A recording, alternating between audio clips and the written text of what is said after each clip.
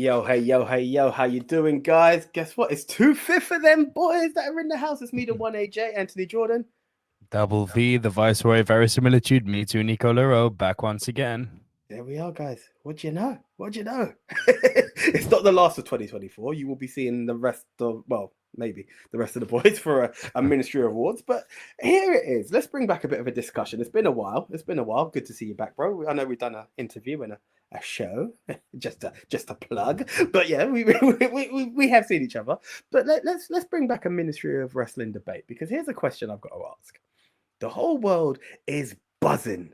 They're showing excitement at the thought of the women's mid-card titles. Now, is it a good thing? On paper, yes. It's good to see that there's going to be a women's IC title. There's going to be a women's United States Championship. And let's be honest, NXT also has the women's North American title. So everything that the men have got, the women have got. There's only one tag title as opposed to two, but we can talk about that because That's not a bad thing. Well, but here's the thing. Here is the thing. Like a long time ago, there was a debate of a show that was going to happen, and we just missed out. And that was who has the best women's division. Now, at one point, I was very, very strongly waving the flag for Impact TNA, right? And I'm not wavered from it, but one that has constantly come up recently, and people will also wave the flag for, is NXT. So let's keep it on the WWE front now, because this is the ones who've introduced these mid-card titles. And don't get me wrong, AEW have got their TBS title. What does it mean when, in a world that WWE couldn't keep two tag titles because the division wasn't strong enough, what does it mean to bring these titles in? Everyone's going to be like, oh, but it's a chance for Shayna and Chelsea Green to get a title. But how long did it last on the tag team title front? So what's the question? Here's the question. Is it a good thing that we're getting these tag team titles? These mid-card titles. Two of them at that. I want to hear your take first. So here's my take. My take is essentially yes, because I would like to, at first, that my initial thing was yes, because as I said, what the men have, the women have. But let's be honest, when it comes to actual TV time, the women haven't had enough to build a single story for it to be relevant or utilize that you can bring enough of. Let's take Raw and SmackDown as it is. How many of them have been put into the picture and have been a credible contender to either of the champions? You know when it's a squash, and you know when there's a chance that it's going to be, okay, now they've got a chance to win. The other part of it is, okay, now they're going to do it for all of those who didn't look credible. So does that mean the mid-card titles are now going to be more relevant than the others? Because your Lyra Valkyrias, your Chelsea Greens, your Shayna Baszlers, who should have been champion ages ago, by the way, are now going to be in contention for these more than the other. And then there's the other side. If you're going to do this and you've now got two titles on each shows, you're going to pillage NXT. Now, I know NXT has been through that time and time again. NXT has had it with the black and gold era, the Finn Balor era, the Nakamura era, the Undisputed era. And then it went to 2.0. And now it's slowly coming back up. And everyone's praising that women's division. What becomes of that when you've got four titles on I say TV, it's all going to be Netflix, but main roster? That's when I started to think, yes, it's a good thing, but how good? Because by having the women's tag titles and the NXT tag titles, the women on NXT could have done their bit, and now we have a story for the women of WWE. They had to drop the NXT tag titles instantly.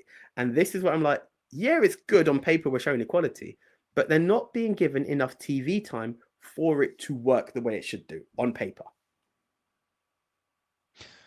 I'm of two minds about this. Here's why. Because sorry to be a fence sitter today. I know. Do you know what? You're entitled to be, because normally I'm a lot more pugnacious. Here's where my thought is on a women's mid-card title. First off, I put absolutely no stock into NXT wrestlers. Let me explain. It's not because they're not mega talented. It's not because NXT is not a good show. Nothing to do with that. And this doesn't matter if it's Vince McMahon or Paul Levesque, what WWE, the Fed, the organization, have shown is that it matters not how big a deal you are on NXT. especially modern time, you going up to the main roster, you are reset to 0. And that's men and women. Look at Carmelo Hayes, meant to be the next big thing. Effing around with Andrade, not even from mid-card belt on the lower card. Look at Lyra Valkyria. Most weeks can't even get on TV. The tag team champs instantly had to drop their titles to Ronda and Shayna, never to be seen again for weeks and weeks and weeks and months and months and months. That's how far back it goes. Ronda and Shayna, imagine that. Shayna Baszler, absolute killer. Got booked for 1 month and then squashed. Asuka. What? Asuka. Comes up, nearly loses. Kairi Sane, one of the most proficient women in the world. In fact, I'll raise that. Io Shirai, in my opinion, still the greatest NXT Women's Champion ever. My opinion. Happy that comes up and is Bailey's sidekick. Now, finally, in fairness, she's starting to look like, because she's kind of distanced herself from Damage Control. She's kind of being presented as a babyface again. She's in the singles feud stuff. Now, finally, she's starting to look like the megastar I used to know. And what was it? Io Sky now, as she's known, frustratingly. Whenever she's been given a little bit of freedom, I go back to Backlash in Puerto Rico. Io Sky versus Bianca Belair. Bianca was champion. We all knew Bianca's winning that match. But Jesus Christ, was Io given a bit of freedom and reminded everyone how damn good she was. And did the crowd show how much they loved Io? Yep. And why? Because she was a great NXT Women's Champion. The overall point I'm making is that it matters not how good you are on NXT. So the whole point of their division is going to be pillaged. Irrelevant, because it'll be pillaged at some point anyway, and then it'll take at least 2 to 3 years for whoever's been pillaged to find their feet on the roster. This isn't some weird out there opinion. This is fact. I've just given you examples. You know, the most notable ones, Carmelo Hayes and Lyra Valkyria. That New Zealand girl, the big tall girl who kind of looks like if you ordered Paige from Temu. I can't remember her name. I'm familiar. Yeah, I know. Yeah, the very fact that we can't remember her name when she was meant to be a big deal speaks volumes, right? And it's all very well saying, but the 4 horsewomen. Yeah. A lot to be said about that. NXT has changed since then. Modern day NXT 2.0, and, acid trip NXT and all that. When you move up to the main roster, you get nerfed. So it doesn't matter how good you are on NXT. So here's why these mid-tier belts might be good. Again, using Io Sky as an example. Using Michin as an example, who I'm not even a fan of. They now finally have a platform. And also with the fact, if you consider that Raw is going to go back to being 3 hours on Netflix. Personally, I thought it was great at 2 hours, but they're going back to 3. If they want to now fill those 3 hours with actual wrestling, which very much seems to be something Paul Levesque is interested in doing in a post-Vince McMahon world. Actually, not have these, promo trains and endless backstage spots and extended entrances, but actually doing all of that, but getting a lot of wrestling in as well. These women with that additional hour on Raw, if rumors are to be believed, SmackDown may be going up to 3 hours as well, as per the Netflix contract, remains to be seen. You got to fill that hour with something. Now you've got reason to fill it and give these ladies a platform on which to compete. Because the problem they've had up until now is, despite all the, standing on the soapbox that most wrestling companies, AEW included, and I'm not firing shots at the Fed here on this, most wrestling companies want to give the illusion of equality. But it's not. Just because the ladies have the belt, they're not being... Look at Sasha Banks in AEW. She's not being treated. Mercedes Moné is not Sasha Banks. Is not Sasha Banks. Yeah. Mercedes Moné is not Sasha Banks. This is just a fact, right? Anna Jay, who's one of the most promising talents in the world, just isn't given TV time. Same thing is happening in WWE. Looking at Lyra Athena, Valkyria, even though for you're instance. talking about this numbers game, Yeah. where is she? Yep. 100%. One of the best women on the planet, but no one talks about her because of the brand she's on. And having extra, I wouldn't call it network time, streaming time, as it's now going to be known. Having extra streaming time for the ladies to showcase what they can do is probably a good thing, and something which I think you might be happy about. I think having this introduction of 2 mid-card titles kind of makes me think they're going to do another Evolution pay-per-view in the not too distant future. This is what my initial reaction was. We can see something like Evolution. There's enough out there for it to be that. You know, the initial things was all the positives. And this is what hit me. I was like, we're going to get another Evolution. The women, it's now time for some. Again, it is your Meachins. It's your Chelsea Greens who have been there solidly, but you feel like aren't getting Piper Niven. But what I hate about it is, why aren't we seeing them as solid contenders for the title? In you have a women's WWE title, you have a women's world title, and people come up as cannon fodder and fade. Now, essentially, and this is why I'm wondering, the dynamics are going to be weird, because you winning or proving yourself in the mid card now makes you look more credible for the main champion, but is it still enough? And this is where the mid card title is going to have more relevancy than the main, because as it currently stands, the mains are always sitting there, and you're like, we know when Liv's dropping. We know it's just by a name, so I can't tell you the exact date that Liv's dropping. I can't tell you when Tiffany Stratton's cashing in and who she's cashing in on. You know, you're famous for saying it on on prediction shows.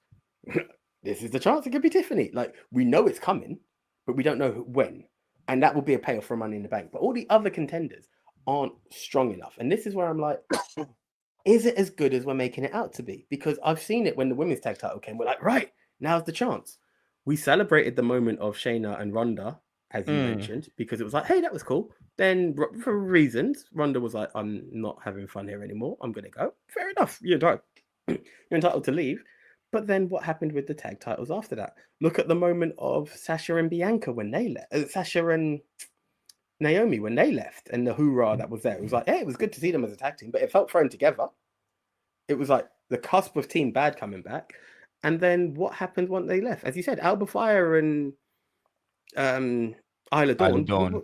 What was that? Then when they won again at Clash, and they were like, it's not a token gesture, and, you know, not to be rude, it was cool. But where have they been since then? And now what is it? We've taken so long to try and establish tag teams to be something. Are we now going to split them to make them look relevant as singles competitors? So and this is why I talk about the pillage of NXT, because you need to, it's not through talent, but it's through numbers game to make these titles be relevant. Here's where this is a very difficult debate to have, but also what makes it an interesting debate. Because we are in uncharted territory here. These titles are a lot more than an equality box tick. They present an opportunity. They present an opportunity to the bookers to see, because remember I mentioned a moment ago, it's equality in name, but not in actual presentation, right? This is the opportunity to tap into what you were just talking about, equality in presentation. Do we have a champion holding an IC belt like a Bron Breakker, who we know is going to go on to hold World Championship gold at one point? Hell, Bron could be the guy to dethrone Cody. Bron could be the guy to dethrone Gunther. If I said that to you, that in sort of 6 to 9 months, maybe SummerSlam next year, you could be seeing that. It wouldn't be that far-fetched, given how much of a beast he's being presented as. But he needed, and this is F all to do with NXT, this is the main roster, he needed to be presented as a beast on the main roster. Now he has been 2-time IC champ. He's having a proper build. He's doing spots that are frankly terrifying, but he needs that platform on which to do it. So this is where these mid-card IC belts are an opportunity. It's an opportunity for WWE, and maybe AEW will actually take heed of what WWE are doing if they do this and do their division properly, because their division's in an even worse state. But it would be an opportunity for WWE to completely hit the reset button, realign their thinking on how they actually book women, not give them these 5-minute spots followed by 25-minute spots for men that have got no business being 25-minute spots. balance out the timings of the matches a bit more evenly, as appropriate. Use that extra hour of Raw, hopefully the extra hour of SmackDown, if that happens, not to give women the opportunity, because the opportunity is in the belt, but to book the women so that they're presented on a mid card the way the men on the mid card are represented. If that happens, the IC belts and the US belt will obviously be a good idea. The problem is there's no historical evidence that any wrestling company, is capable or indeed willing to book women in that manner. That's why these belts, I think, I wouldn't say they're a good or a bad thing. I say they're interesting. I certainly think people are getting overhyped by predicting the next 12 months of booking. But again, that's fantasy booking, isn't it? People are getting overhyped about what these belts are going to be. I'm a lot more excited about the opportunity they can be. I agree. I agree. And this is it. I want it to do well. What I don't want to see is in 6 months' time, we have a unification match of the IC and the US title because they've realized that they can't do it, but they need to still keep a mid-card title. And now that your champ is bouncing between shows and not in an interesting, exciting way, you know, that's the fear I have. It's like, as much as the women's tag titles are available on all shows, Jade and Bianca are SmackDown stars, and we know this. Yep. It's very much ingrained in that until the time comes that someone decides that they're good. And it takes the person having to invade on SmackDown to be like, hi, by the way, I'm Raw. I'd like a women's tag team title shot. This is the issue that I have with it. You know, when you merge a title, and, you know, NXT's feeling the pain of this as well when they lost their tag titles, those people have to become the workhorse. By default, you have to be willing to travel to every show. You know, let's go back, and I don't want to quote the glorious Attitude Era, but let's quote the Attitude Era in the sense Attitude Era. But look at it in the sense that there was a time, if you were The Rock or Triple H and you were a champ, or you were that person, you were Raw, SmackDown, and hell, you'd have to see your face on Heat. You know, that was the way of things, and that's how, if you are the NXT, the women's tag team title should be. It should be prominent enough on all shows. Now, I'm looking at this and I'm like, I want it to be something, but I don't want it to be in the same vein as when you're like, oh yeah, let's look at the IC title of old. When there was a time where we were like, oh, who's champ? Is it still Sami Zayn? Oh, okay, cool. Don't bring it in if it's going to be that. I've not seen enough women storytelling in the world of wrestling, short of who is Tiffany cashing in on? What's happening between Liv, Raquel, and Rhea? If you had something to invest me in below that, okay, the women's tag team title has its own story, but, you know, two people vying to be the number one contender. That now says to me, okay, well, maybe they do know how to work this in, and maybe we do have it. WWE have a plethora of talented women. That I'm not here to deny. And they deserve to be crowned, and they deserve good storylines. But I'm also not excited for the prospect of, to make the women's IC title exciting, Becky Lynch is your first winner or something like that, you know, or she becomes the first contender, much like she did to Bianca that time at SummerSlam. It's not about that. It's about giving a platform to those who haven't had the platform before. And I know there's a way of trying to secure relevancy in doing it, but it needs to be played right. And that's what scares me. It's uncharted territory. The fact of the matter is that everything you're saying is correct. The fear is justified because they've got a history of not booking women properly, despite putting all the bling bling on them, despite giving them their own pay-per-view. Evolution's a perfect example. Happened once. Where's it gone? Why didn't that become a yearly calendar fixture? Apparently it was Evolution the numbers. Apparently did good numbers. Awesome pay-per-view. You were a fool if you missed it. Yep, 100%. But then, and we're not going to be able to answer this now, it's a wider question.